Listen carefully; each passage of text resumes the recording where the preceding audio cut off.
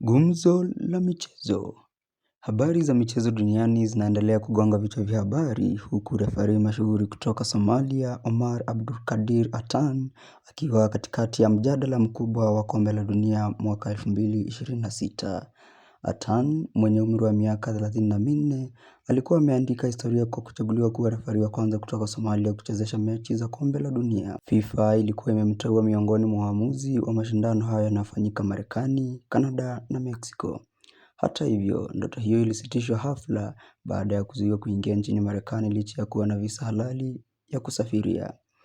Kwa mujibu wa mamlaka ya ulinzi wa mipaka ya Marekani, Attan alisimamishwa katika uwanja wa ndege wa kimataifa wa Miami baada ya kuwasili akitokea Istanbul, Uturuki. Alifanyiwa mahojiano na uchukuzi wa kina uliodumu takriban saa 11 kabla ya kuambiwa haruhusiwi kuingia nchini humo kutokana na kile kilichoelezwa kuwa masuala ya uhakiki wa kiusalama. FIFA ilithibitisha kuwa kutokana na uamuzi huo wa mamlaka za Marekani, Attan hataweza kushiriki wala kuchezesha mechi yoyote ya kombe la dunia mwaka huu.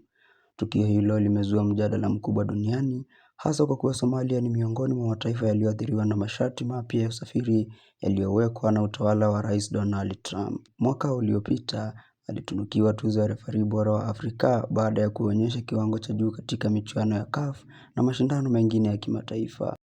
Baada ya kurejea Mogadishu, maelfu ya wananchi walimlaki kama shujaa. Serikali ya Somalia, shirikisho la soka la Somalia, pamoja na mashabiki wengi walieleza kusikitishwa na uamuzi huo. Katika hatua iliyowashangaza wengi, shirikisho la soka la Ulaya UEFA kwa kushirikiana na CAF limemteua Omar Attan kuchezesha mechi za UEFA Super Cup itakayowakutanisha mabingwa wa ligi ya mabingwa Ulaya Paris Saint-Germain dhidi ya mabingwa ya Europa League Aston Villa.